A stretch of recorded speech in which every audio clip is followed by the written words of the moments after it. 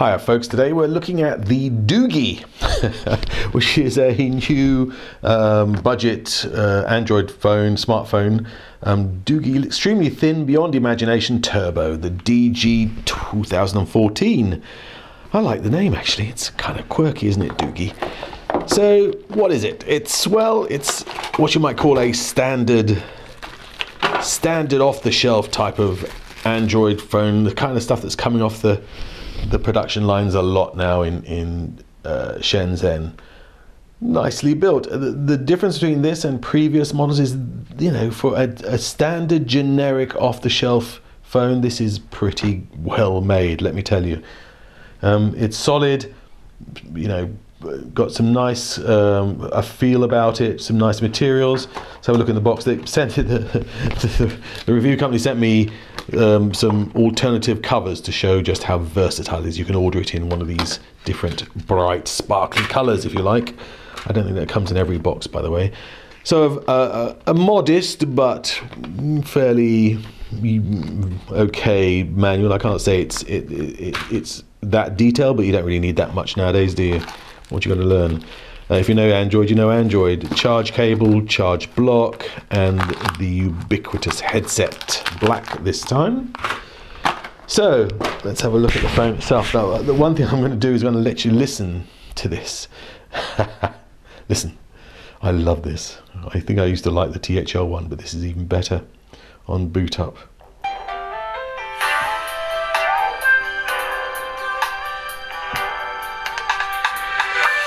Yes, folks, so you get a Lionel Richie with every boot up. I just think it's it's awesome. They get 10 points from me for that, for the simple, stupid boot up tune, which is the best I've heard so far. Anyway, moving swiftly on. What else we got here? Well, it's a standard Android implementation. It's got a 1.3 quad-core processor in it, 1.3 gigahertz, of course, 1 gig of RAM, Wi-Fi, of course, GPS, Bluetooth, all that stuff. FM radio, unusual to find a FM radio in your phone. It also has a 8-megapixel rear camera. Can you see that? Yeah, I hope you can. And a 2-megapixel front camera, so not mega high resolution, but you know, again, budget, remember budget. A 1750 milliamp hour battery, which is reasonable. I mean, it's again 5-inch screen, 1280 by 720 screen, 5-point capacitive with 8 gigabytes of internal memory and support for a micro SD card up to 32 gigs. And of course, it holds a micro SIM and a normal SIM in the same little package.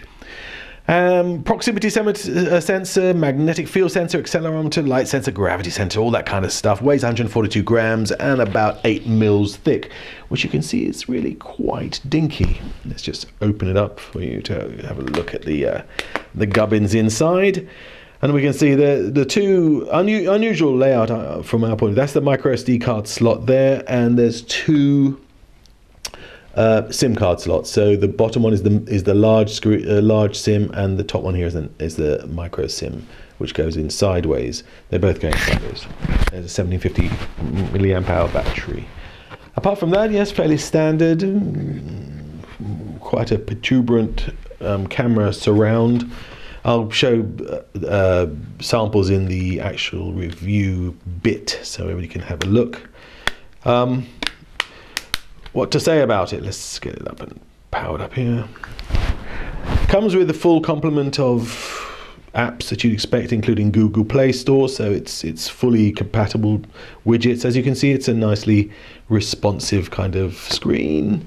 If I pull that down and go into here, we can see that it's Android 4.2.9, so it's bang up to date with the other clone smartphones out there, which is good to see. So if I look at a few things,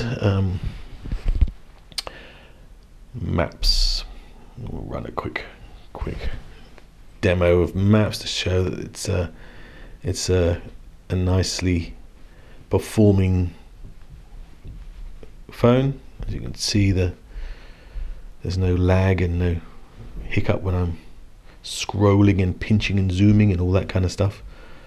Learned the other day that one of the things people hate most with browsers is when they have to go into websites, when they have to pinch and zoom. But for maps and stuff, it's very vital. So here's the Doogee versus the THL 100S, which is the octa-core phone that we reviewed a while back, which is a really nice piece of kit, actually.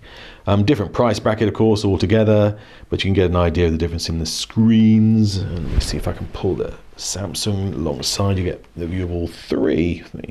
Three for the price of one. There you go.